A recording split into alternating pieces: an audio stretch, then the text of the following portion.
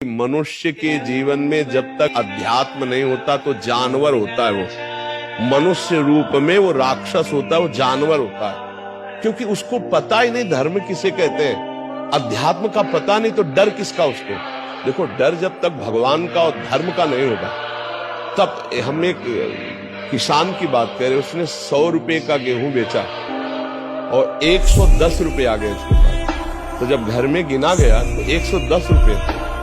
तो उस किसान ने पहले आज्ञा करी कि उसको जाओ पूरा रुपया दिखाओ कि 10 रुपया आपके एक्स्ट्रा है, ये लीजिए, तब हमारे घर में पानी पिया जाएगा, ऐसे नहीं पिया जाएगा। अब अगर आज का समय देखो तो दबा के रख लिया जाएगा कि 10 एक्स्ट्रा में आ गए, लेकिन वो 10 तुम्हारे लिए हानिकारक है। तो आज का समाज चरित्र को बेच करके, धर्म को बेच करके वो धन की प्राप्ति चाहता है। पहले था सर्वस्व का चाहे नाश हो जाए पर चरित्र नष्ट नहीं होगा और धर्म नष्ट नहीं होगा। आज धर्म और चरित्र दोनों की आहुतियां दी जा रही। अब देख लीजिए ना, अब ऐसे कैसे बनेगा? अब बुद्धि बिना अध्यात्म के कैसे संभलेगी?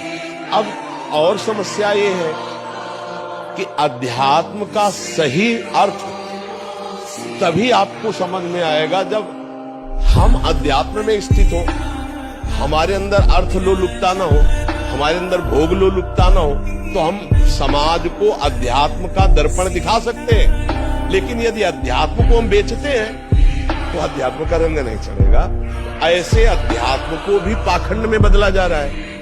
अब उसका सुधार नहीं हो सकता। सुधार सत्य मार्ग में चलने से ही होगा, और सत्य मार्ग में चलना तभी आएगा जो सत्य मार्ग में चल रहे हैं उनका अनुसरण किया जाए। अब बड़ा कठिन है सत्य मार्ग में चलने वाला मिलना। भगवान के हेतु की कृपा कहो कि अभी कुछ संत हैं जिनके वचनों के द्वारा हम जान पाते हैं कि धर्म किसे कहते हैं और अधर्म किसे कहते हैं। नहीं, आज का समाज में नवयुवक पीढ़ी है, वो अधर्म और धर्म का कोई मतलब नहीं, केवल वासनाओं की पूर्ति से मतलब है। ये जो आज चल पड़ा,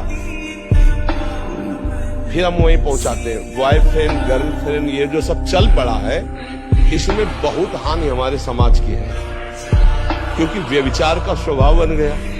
अब गृहस्थी में इनका व्यभिचार का स्वभाव मिटेगा नहीं। पति पत्नी में कभी भी एक प्रेम नहीं हो सकता, इनका एक जगह स्थिर नहीं हो सकते, क्योंकि चंचल स्वभाव बन गया। अब इस चंचल स्वभाव में हिंसाएं होंगी, बहुत हो रही हैं, आप देख लीजिए। इसी चंचल स्वभाव व्यभिचार के कारण हिंसा वृत्ति बढ़ गई, इसी के कारण व्यसन बढ़ गए, नशे बढ़ गए।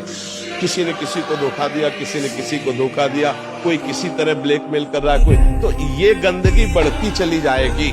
क्योंकि अब इसके लिए हम अपराधी हैं तो कोई सरकार भी नहीं रोकेगी, बालिक है हम अपराधी हैं तो कोई नहीं रोकेगा। अब धर्म क्या कहता है और ये सब क्या हो रहा है? अब कैसे धर्म को कोई समझेगा?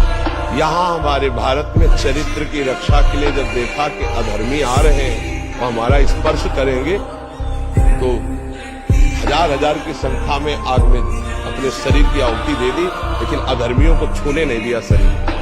आज उसी धर्म वाले हम, वही भारतीय हम क्या करें?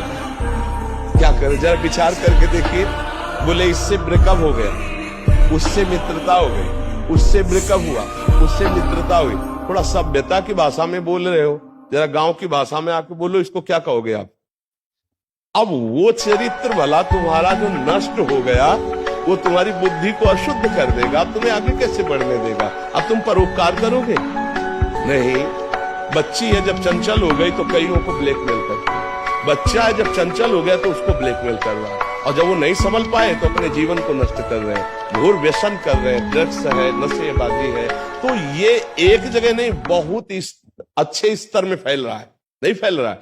अब अर्थ की प्रधानता से हम सुख मानने वाले अपने अपने कर्तव्यों की आहुति दे रहे हैं। पद में है, बचा सकते हैं निर्दोष को, लेकिन पैसा दोषी से मिल चुका है तो निर्दोष फंसेगा और दोषी मुच्छ में ताव देकर घूमेगा।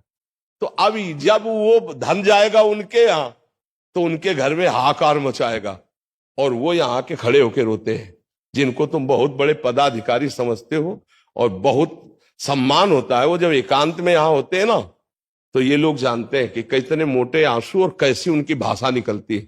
तब लगता है कि भगवान सत्य पे चलने वाला ही सुखी होता है। अगर थोड़ा भी असत्य जीवन में है तो कोई गुंजाइश, फिर बाद में जैसे आपको पश्चाताप भी होता है ना, तो स्वभाव चूंकि गंदा हो चुका है तो थोड़ा